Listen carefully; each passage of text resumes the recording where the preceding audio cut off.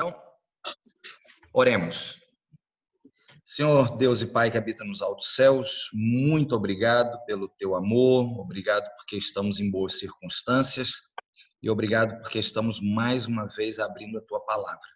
Que ela possa nos orientar, que a tua palavra nos dirija e que o teu Santo Espírito possa nos dizer o caminho que devemos seguir. Pedimos agradecidos por Jesus. Amém. Amém. Bom, pessoal, vamos lá então, né? Vamos lá, porque a gente continua. Nós vamos continuar em Daniel e vamos para o capítulo 3 de Daniel. Deu certo, não. Espera aí que eu vou tentar. Nós vamos para o capítulo 3 de Daniel. Certo? Então, vamos lá. Deixa eu compartilhar aqui com vocês. Então, para a gente poder...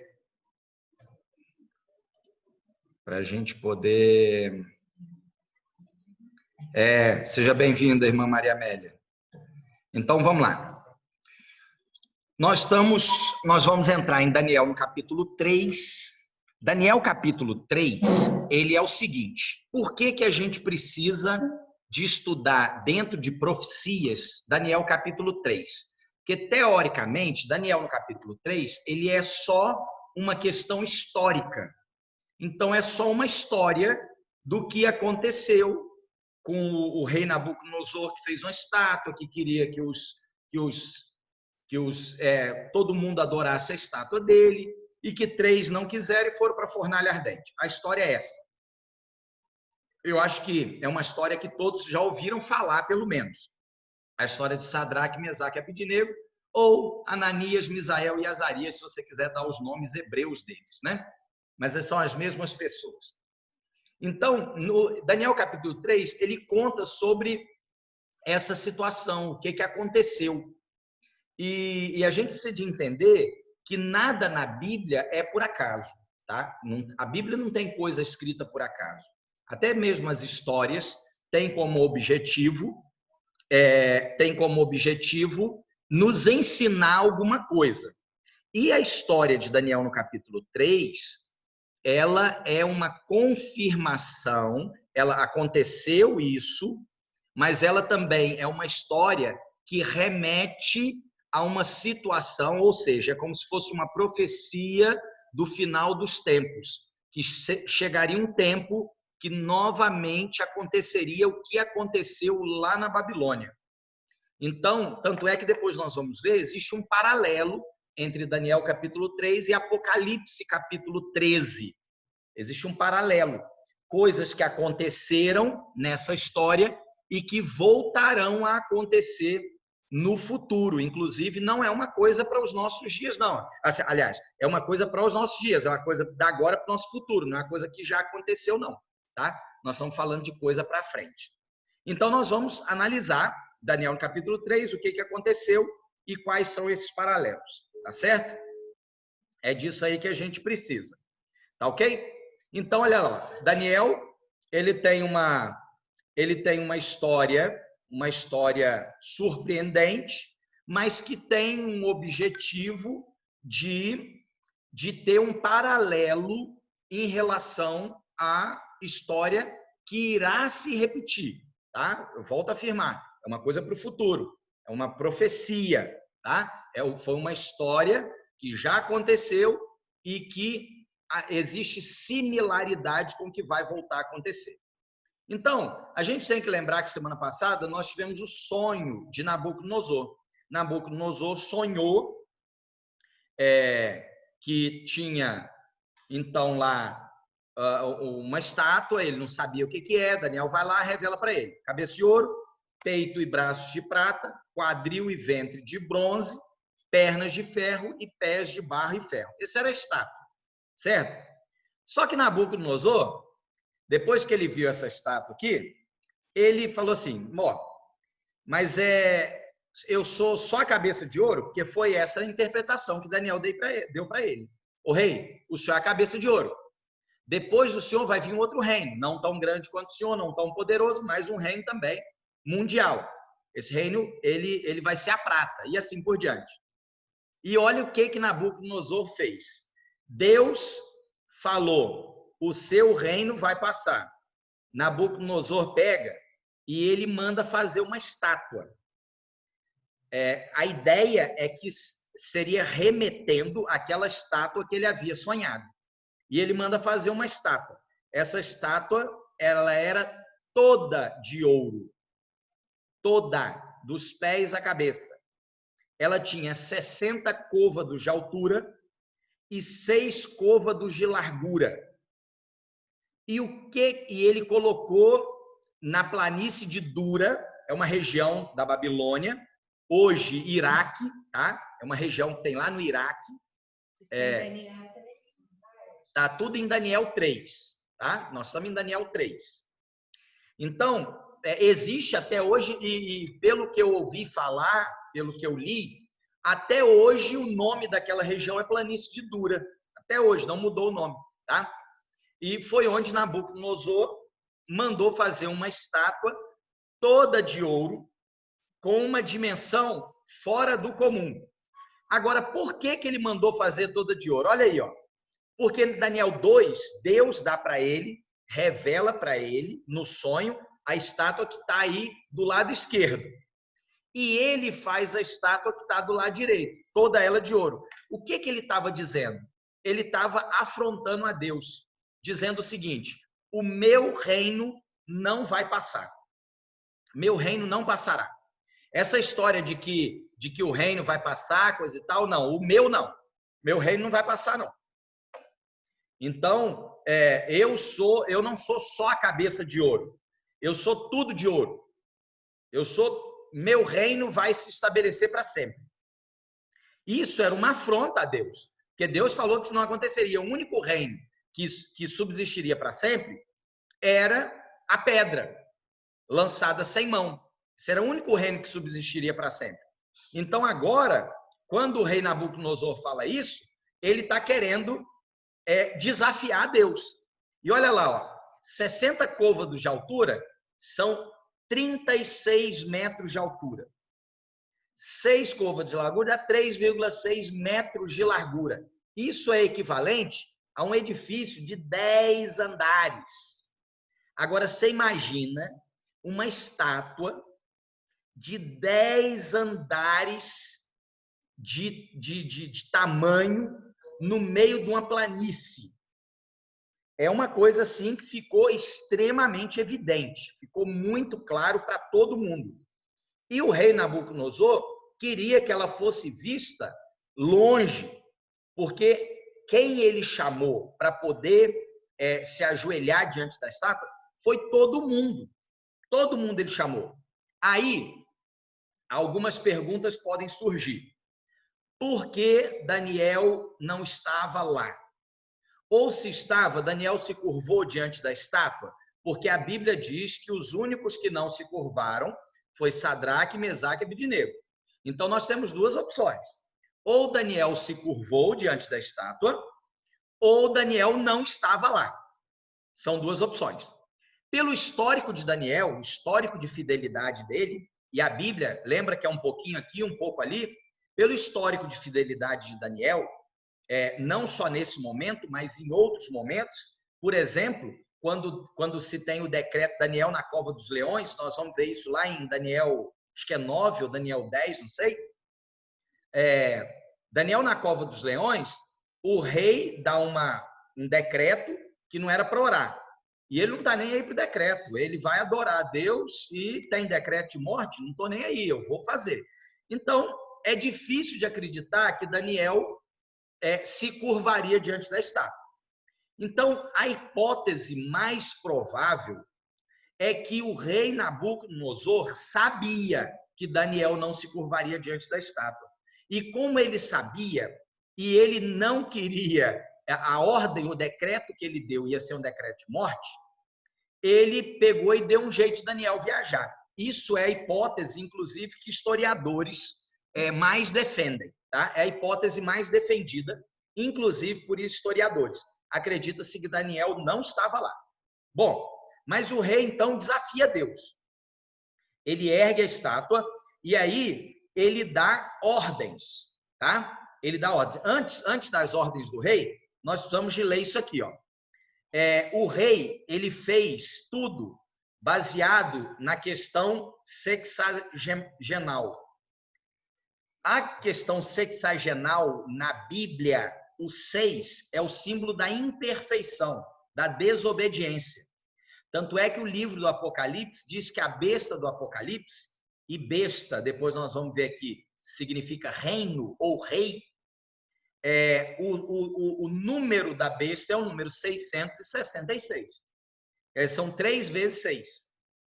E a própria estátua de Nabucodonosor, ela tem pelo menos 2 6, que, de uma certa forma, personifica a questão da adoração à besta ou à imagem da besta, tá? Então, o 6, ele é o número da desobediência, o número da imperfeição. Se o 7 é o número da perfeição, o 6 é o número da desobediência, tá? Isso é uma coisa para a gente ficar na cabeça. Então, olha só. Então, o rei Nabucodonosor, ele mandou ajuntar todo mundo, sátrapas, prefeitos, governadores, juízes, tesoureiros, magistrados, conselheiros, todos os oficiais das províncias que fossem até a planície de Dura, porque para que todos adorassem a imagem que ele havia feito. Isso está lá em Daniel, capítulo 2, 3. Aí vamos ver o que acontece. Então foi todo mundo. A ordem do rei é uma ordem, né? E foi todo mundo para lá, tesoureiro, magistrado, aquela coisa toda, tá? E quando eles estavam em pé diante da estátua que Nabucodonosor tinha levantado, foi dado então a ordem. Na hora que tocar o som de vários instrumentos, todos devem se ajoelhar diante da estátua que eu mandei fazer, simbolizando que Deus falou que o meu reino ia ser só a cabeça, mas eu estou falando que Deus não sabe nada. Quem sabe sou eu. E eu sou todo de ouro. E o meu reino nunca vai passar.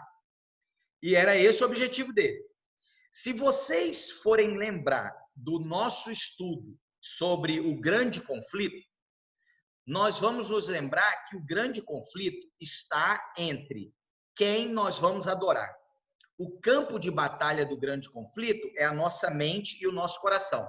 Quando a Bíblia fala coração, a Bíblia está falando da mente, tá? Porque o coração ele não tem pensamento. O que tem pensamento é o cérebro. Mas aí a gente não fala, por exemplo, quando está apaixonado e está com aquela dor da paixão e fala assim, eu estou com problemas do coração. Então, não é no coração, é na mente, porque você ama com a mente, certo? Mas a gente diz que é o coração.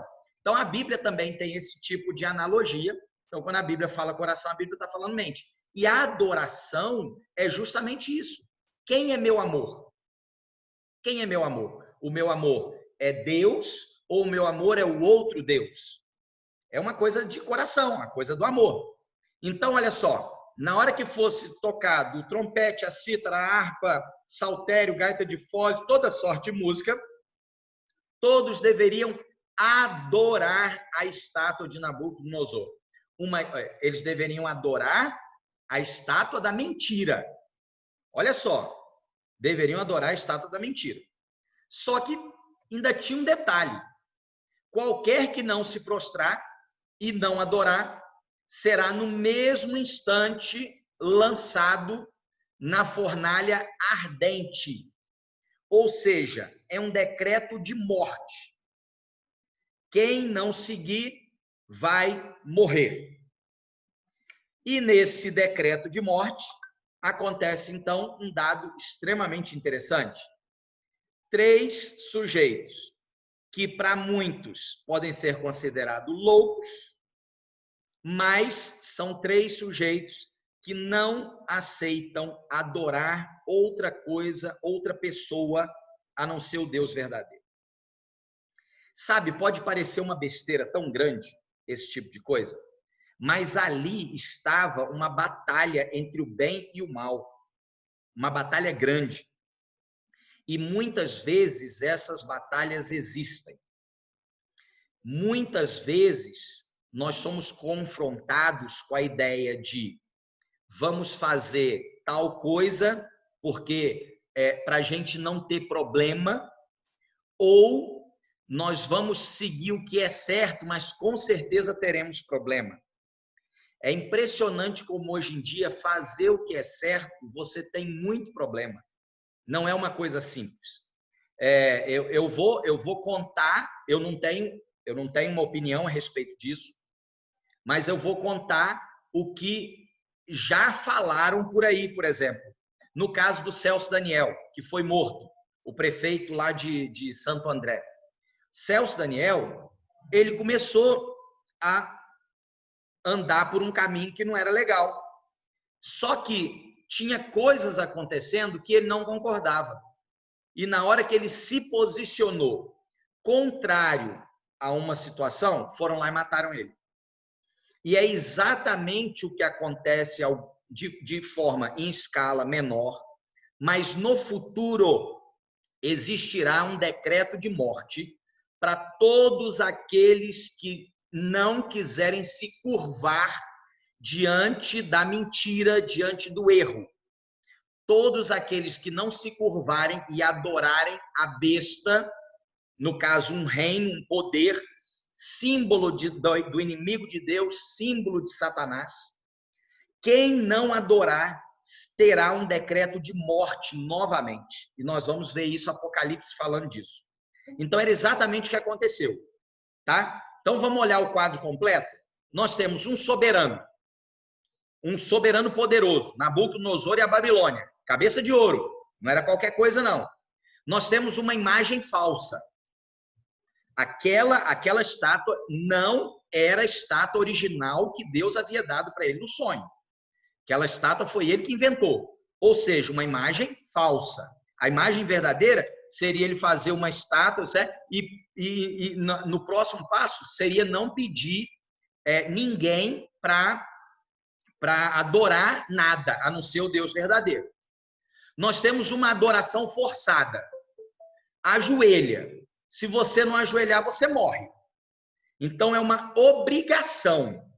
Adorar por obrigação. Deus não aprova esse tipo de coisa. E você vai ver no decorrer da história que Deus não aprova de jeito nenhum. Nem para um lado, nem para o outro. Tá? Que algumas pessoas podem pensar assim, Deus não aceita que fiquem obrigando a adorar a imagem falsa. Mas Deus também não aceita que o sujeito seja obrigado a adorá-lo. Ele quer a nossa adoração por amor, espontaneamente. Ele quer nos conquistar por amor. É o único objetivo dele. Ele quer que a gente olhe para ele e sejamos atraídos pelo amor. É o que a Bíblia diz. A Bíblia diz assim, o próprio Jesus falando, com amor eterno eu te amei, por isso com benignidade te atraí. Deus quer nos atrair pelo amor, tá? Adoração forçada Deus não aprova, em nenhum aspecto. Tem um outro aspecto que é a união igreja-estado. Babilônia era um estado e criou uma adoração, que é uma coisa religiosa. Houve uma união igreja-estado, lá em Babilônia. E, por último, a pena de morte.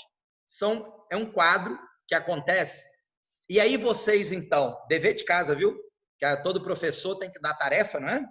Então, a tarefa de vocês, dever de casa, é ler com muito carinho, muita calma, Daniel capítulo 3, e depois ler Daniel capítulo 13, para conseguir enxergar os paralelos.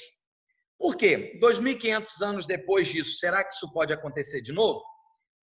Daniel e Apocalipse, existem paralelos muito grandes entre eles. E o Apocalipse é a revelação do final dos tempos, tá? Olha só, em Daniel capítulo 3, existe um líder mundialmente poderoso, ou seja, um soberano, tá? Em Daniel, no capítulo 13, também existe um líder mundialmente poderoso. Na verdade, em Daniel capítulo 13, você vai ver que tem um líder que não tem tanto poder, tem um outro líder que é muito poderoso, que é um líder, tem um líder político poderoso, um líder religioso que não é tão poderoso. o líder político se une ao líder religioso para dar poder ao líder religioso. É o que está lá em Apocalipse 13. Depois, quando a gente for estudar Apocalipse, nós entramos em detalhes. Agora, só estou fazendo paralelo. Em Daniel capítulo 3 tem uma adoração forçada. Ó, vai tocar e você tem que ajoelhar. Em Daniel capítulo 13 também tem Apocalipse capítulo 13 também tem adoração forçada. Em Daniel 3 tem um decreto universal, quer dizer, é para todo mundo se ajoelhar. Em Apocalipse 13 também tem um decreto dominical, que é para todos adorarem a segunda besta.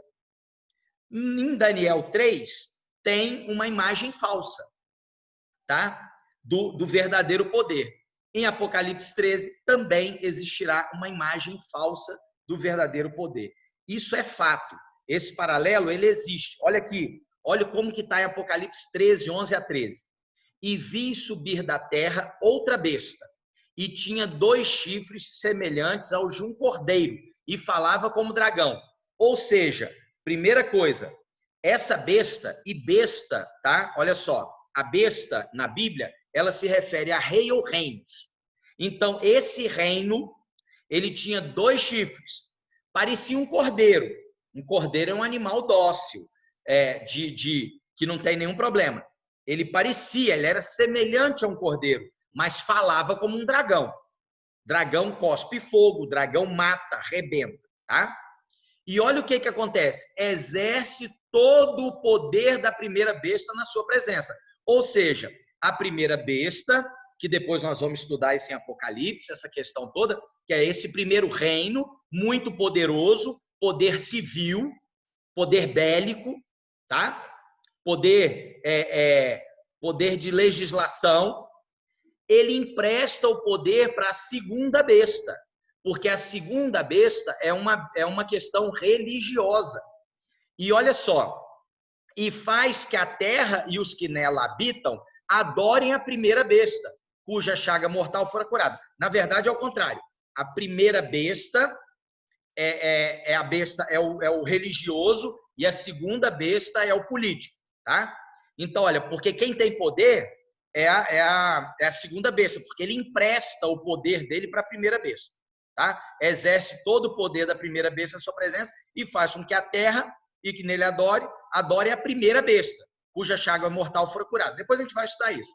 Mas o fato é que, novamente, temos uma união Estado religioso, assim como teve lá em Babilônia, com 2 reinos, 2 bestas, 2 poderes que se unem. Um tem um poder civil, militar, político e empresta o poder para esse outro que não tem esse poder, mas quer exercer poder religioso. E olha só, e faz grandes sinais, de maneira que até fogo faz descer do céu à terra à vista dos homens. Quer dizer, não é um poder qualquer, é um poder realmente de um aspecto muito grande, a ponto de esses sinais fazer coisas que levam as pessoas a falar assim, puxa vida, não, esse aí realmente é um negócio bacana. E a Bíblia diz que não é, tá? Então, esse reino, essa besta, olha só, ela faz com que a terra e seus habitantes adorem a primeira besta. Ou seja, a terra toda é um evento universal, assim como Nabucodonosor pegou todo o reino dele conhecido, colocou lá e falou, adorem. Essa primeira besta vai obrigar que todos adorem, a segunda besta vai obrigar que todos adorem a primeira besta. Quer dizer, o segundo reino, poderoso politicamente, vai obrigar que todos adorem o primeiro reino, que é um reino religioso. Tá? É isso que acontece. E essa questão também, olha, Apocalipse 13, 15. E foi-lhe concedido que desse espírito à imagem da besta, para que também a imagem da besta falasse, e fizesse que fossem mortos todos os que não adorassem a imagem da besta. Ou seja, a imagem desse reino. Todos que não adorarem a imagem desse reino, esse reino religioso, um reino baseado no 6, na mentira, no erro. Todos os que não adorarem, quando esse decreto, quando esse reino político obrigar todos aqueles que não adorarem a primeira besta, que é o reino religioso, terá um decreto de morte. Isso é o que a Bíblia está falando para a gente em Apocalipse 13. Então, agora a gente consegue ter um paralelo. Em Daniel 3, poderoso soberano, Apocalipse 13, 11. Em Daniel 3:2, uma imagem falsa. 13:14, tenha lá uma besta, a imagem da besta. Tá? A besta e sua imagem. Em Daniel 3:5, tem uma adoração forçada. Em Apocalipse 13:15, também tem uma adoração forçada. Você é obrigado a adorar, porque se você não adorar, você vai morrer. Então, quer dizer, está obrigando. Em 3:2, você tem uma igreja-estado, ou seja, você tem a união de um poder político com um poder religioso.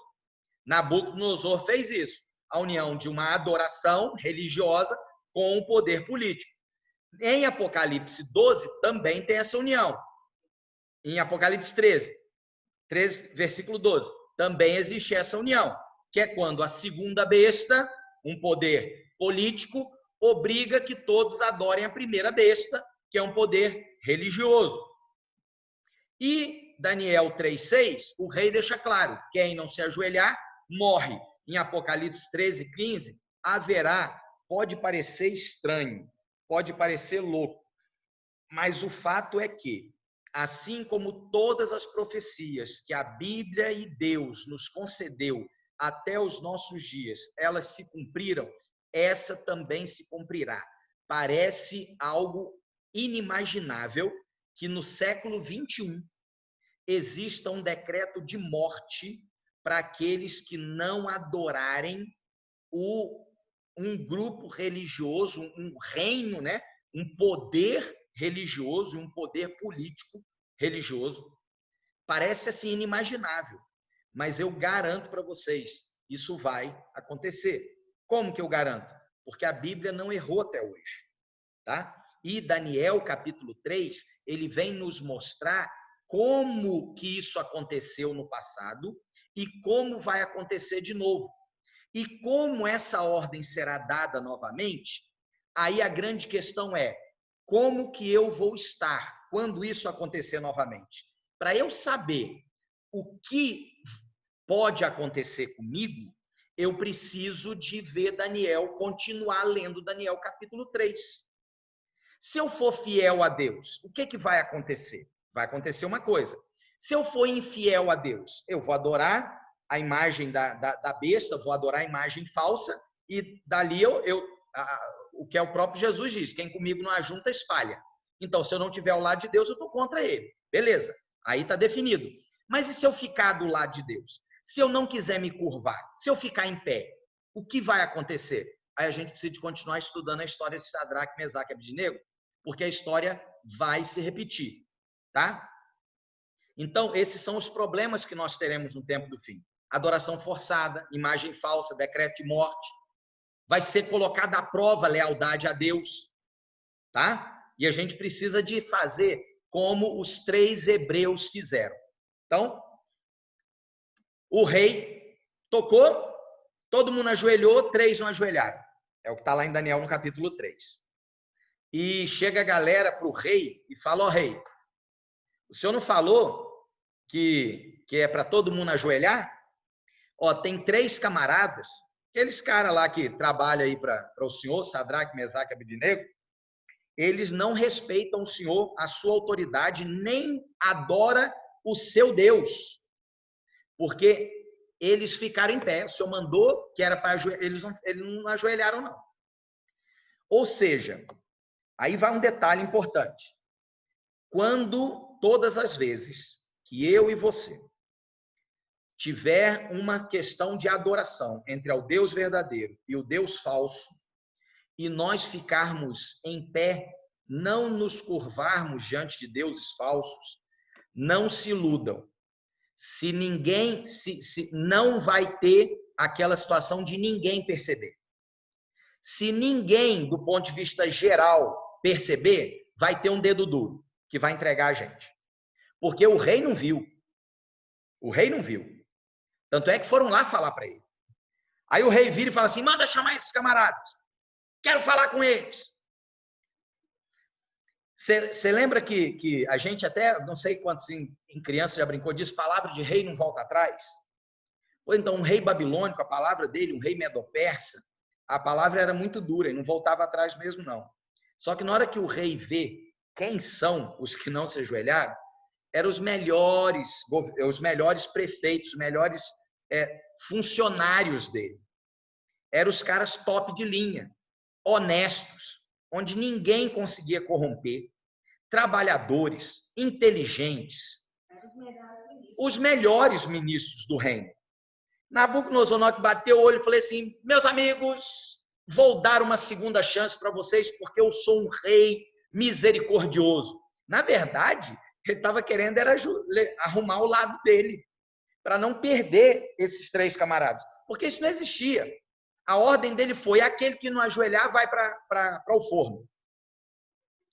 E quando ele vê quem é, ele fala, não, vou dar uma segunda chance. Quando ele fala, vou dar uma segunda chance, aí olha o que esses camaradas falaram.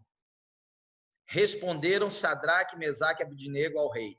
Ó Nabucodonosor, quanto a isto, não necessitamos de te responder. Se o nosso Deus, a quem servirmos, quer livrar-nos, ele nos livrará da fornalha de fogo ardente das tuas mãos, ó rei.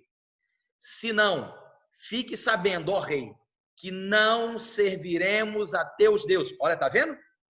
Rei, poder político, deuses, a estátua, um deus, poder religioso. Nem adoraremos a imagem de ouro que levantaste. Não adoraremos nem os seus deuses, nem a imagem desses deuses. E diz a Bíblia que agora Nabucodonosor ficou irado e mandou esquentar a fornalha 7 vezes mais. Está lá em Daniel capítulo 3, 19. Ele ficou enfurecido. E ele vira e fala o seguinte, pois eu vou matar vocês e eu quero ver quem é esse Deus que vai livrar vocês das minhas mãos. Vocês percebem que aquela história é exatamente o que vai acontecer novamente. Muitos influenciados por Satanás, ao sair o decreto de morte dos verdadeiros filhos de Deus, aqueles que não vão se inclinar diante de estátua falsa, de imagem nenhuma, até porque, se a gente for na lei de Deus, ele diz assim, não terás outros deuses diante de mim, não farás para ti imagem de escultura, nem semelhança alguma do que há em cima do céu, nem debaixo da terra, nem nas águas, nem na terra, nem nas águas debaixo da terra. Não as adorarás, nem lhes darás culto, porque eu sou o Senhor teu Deus. Então, essa ordem divina, ela persiste. E aí ele vira e fala assim, eu quero ver se vai ter como vocês serem libertos das minhas mãos. E olha, eu garanto para vocês, se você permanecer em pé nos momentos finais da história desse mundo, pode ser que te ameacem também. Eu quero crer que é um fato que vão nos ameaçar de morte. Afinal de contas, existe um decreto. E aí, a fornalha é aquecida 7 vezes, porque eles falaram, não precisa nem te tocar de novo, vou economizar tempo aqui. E diz a Bíblia, depois vocês vão ler lá, que os homens mais poderosos do exército foram os que pegaram Sadraque, Mesaque e Abidnego e os lançaram na fornalha. E a fornalha estava tão quente, mas tão quente, que os caras que foram jogá-los lá dentro morreram. Possivelmente as labaredas de fogo podem ter lambido eles e eles morreram. Para ver tão forte estava aquela fornalha. E o que acontece dentro daquela fornalha é algo incrível. Então o rei Nabucodonosor se espantou e se levantou depressa. Falou dizendo a seus conselheiros, não lançamos nós dentro do fogo 3 homens atados? Responderam e disseram ao rei, olha lá, era para ter 3, né? E olha que os soldados morrendo, tá vendo? Os soldados que foram jogá-los morreram. Isso aconteceu, segundo a Bíblia, dessa forma mesmo. É verdade, ó rei, respondeu dizendo, eu, porém, vejo 4 homens soltos, que andam passeando dentro do fogo, sem sofrer nenhum dano, e o aspecto do quarto é semelhante ao Filho de Deus. o próprio Deus esteve com Sadraque, Mesaque e Abidnego, respondendo à pergunta de Nabucodonosor: quem é o Deus que vai nos livrar que vai livrar vocês das minhas mãos? E quando isso acontecer conosco novamente, nós precisamos de responder como Sadraque, Mesaque e Abidnego. Olha, rei, quanto a isso eu não preciso responder. Se o nosso Deus a quem servimos, se ele quiser nos livrar, ele vai nos livrar. Agora, se ele não quiser nos livrar, nós não vamos nos curvar diante da imagem, diante dos seus deuses. Essa precisa de ser a nossa resposta. Essa foi a resposta de Sadraque, Mesaque e Abidnego. Lá em Apocalipse, pode ser que muitos de nós que aqui estamos agora, né, nesse estudo online, pode ser que estejamos nessa situação. E a pergunta é, você vai se curvar ou não vai se curvar? Eu não sou exemplo para ninguém, tá? Mas eu gostaria de contar para vocês uma história que aconteceu comigo. Eu fazia odontologia e eu fui confrontado com uma situação da minha fé. E pela minha fé, eu teria que fazer um determinado tipo de coisa, num determinado dia. Bom, todos vocês sabem que eu sou adventista do sétimo dia. Como adventista do sétimo dia, eu guardo o sábado. E eu creio que o sábado deva ser guardado como está na Bíblia, em Isaías 58, versículo 13. Depois, se vocês quiserem dar uma olhada aqui que Isaías fala, eu entendo que o sábado o dia não é meu. Eu entendo isso, tá? É uma crença minha. E então, meu coordenador de curso, ele me convocou, falou assim, Eli, eu te chamei aqui porque você não fez EPB 1 e 2. E deixa eu explicar por que eu não tinha feito EPB 1 e 2. Porque o que era uma prática comum era o seguinte, quando a gente procurava os professores, nós adventistas, procurávamos os professores...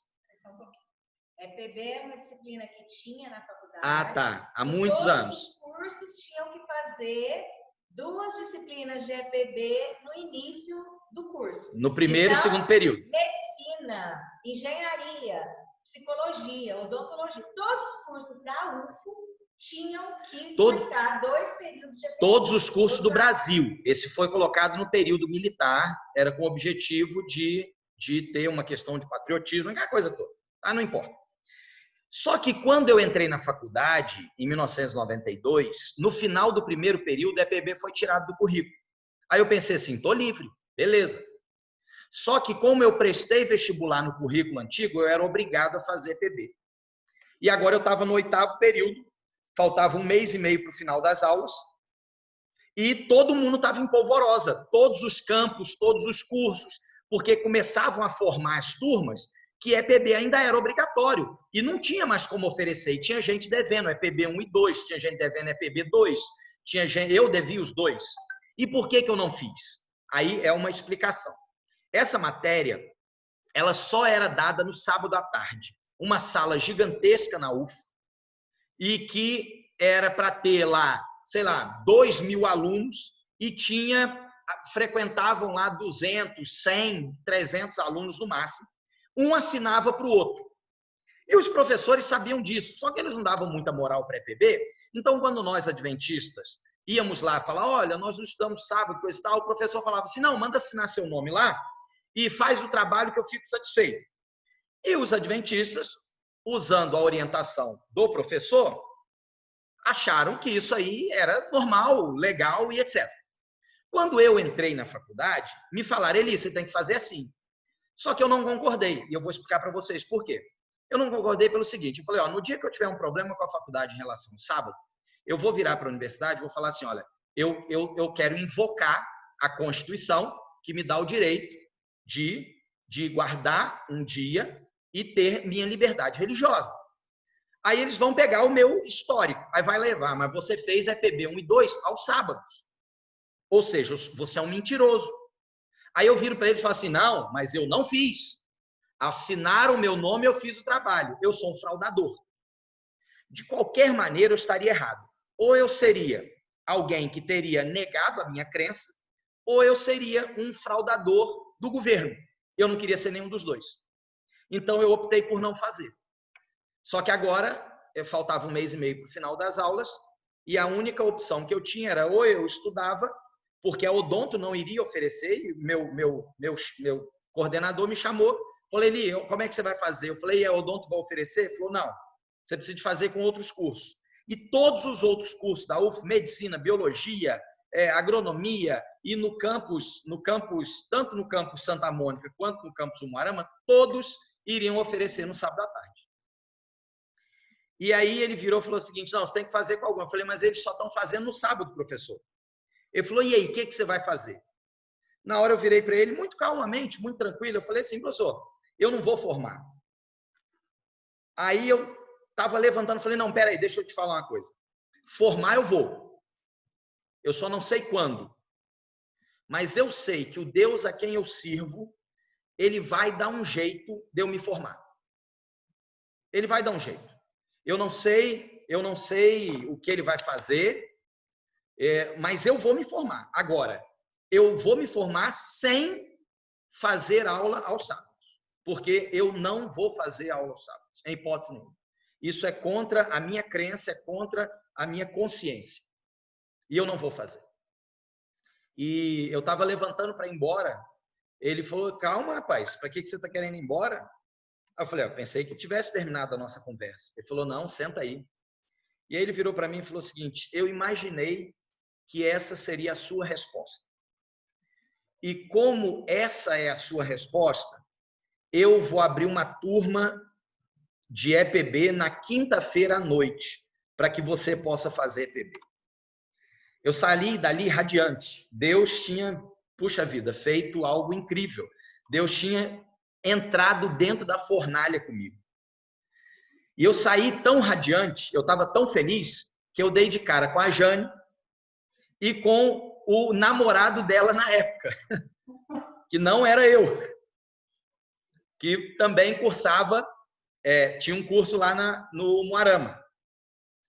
E eles, por que você está tão feliz? Eu contei para eles a bênção. Eu fui jogado na fornalha e Deus estava lá dentro comigo.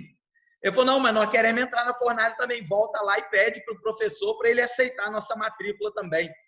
Eu voltei, bati na porta, professor, eu tenho 2 amigos adventistas que estão do sábado. Falei, pode trazer que eu aceito a matrícula deles. Agora não era um só radiante, eram 3 radiantes.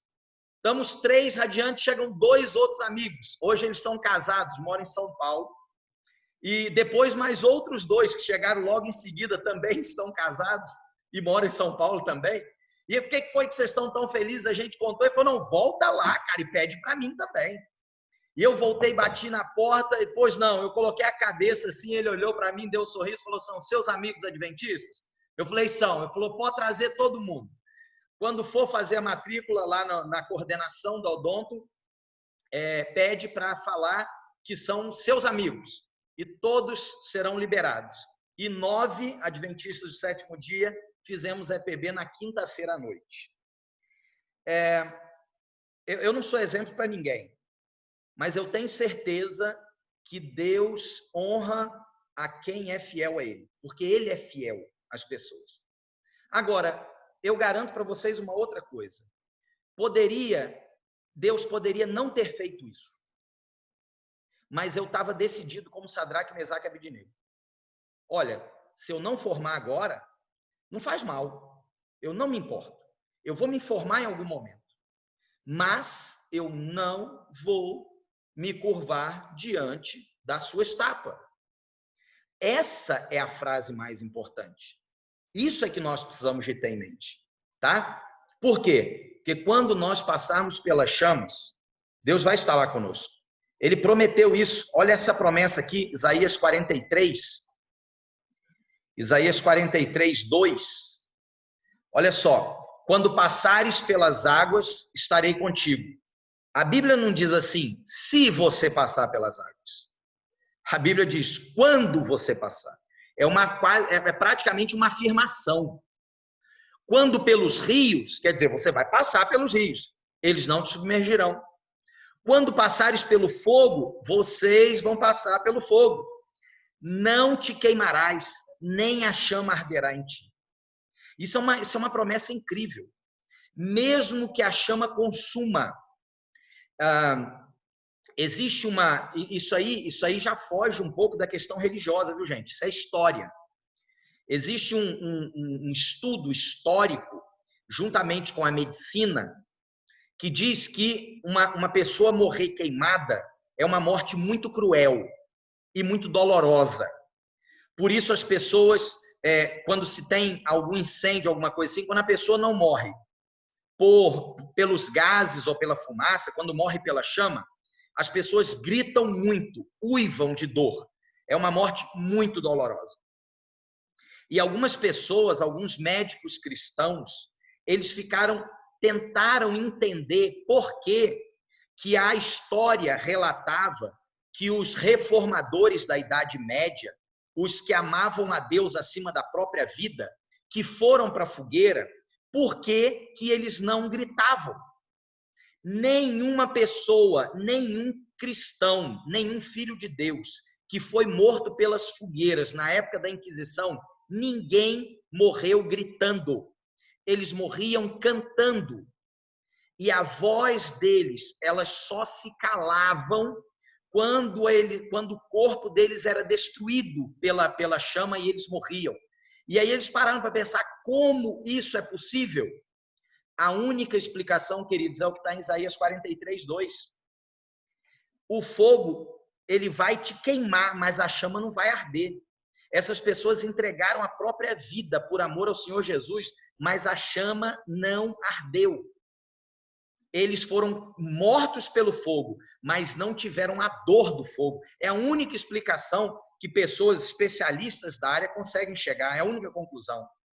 E aí Nabucodonosor vira e fala assim: bendito seja o Deus de Sadraque, Mesaque e Abidnego, que enviou o seu anjo e livrou os seus servos que confiaram nele, pois violaram a palavra do rei, preferindo entregar os seus corpos para que não servissem nem adorassem algum outro Deus, senão o seu Deus.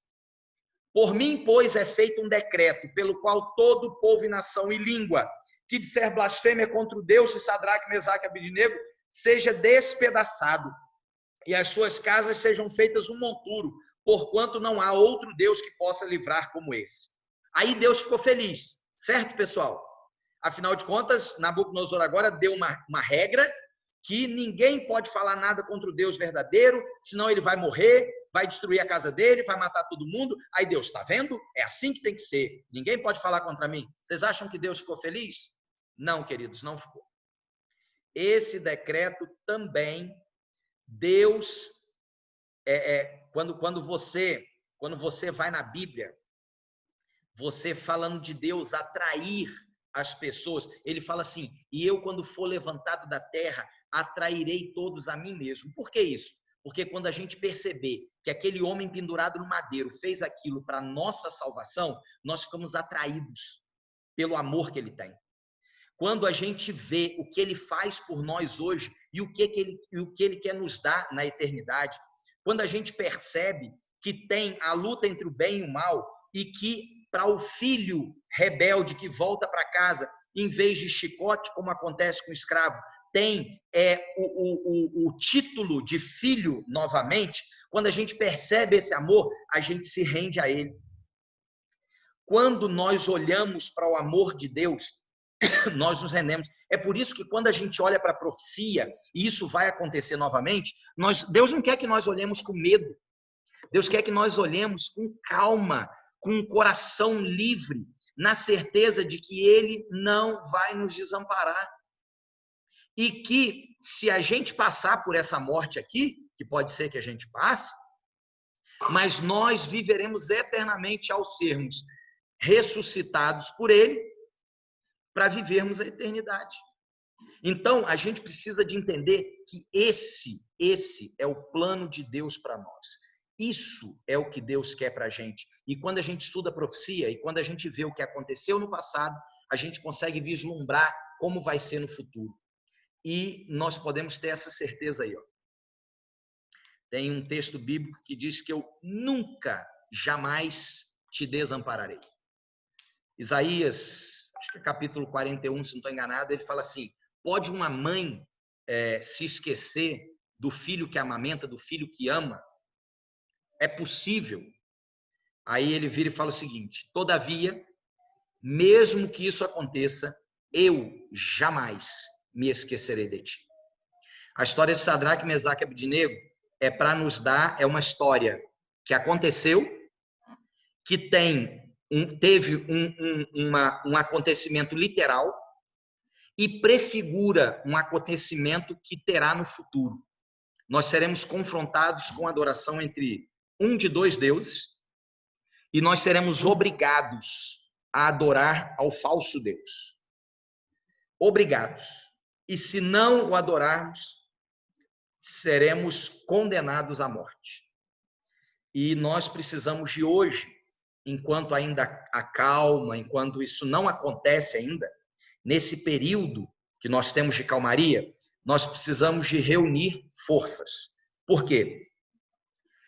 Na hora da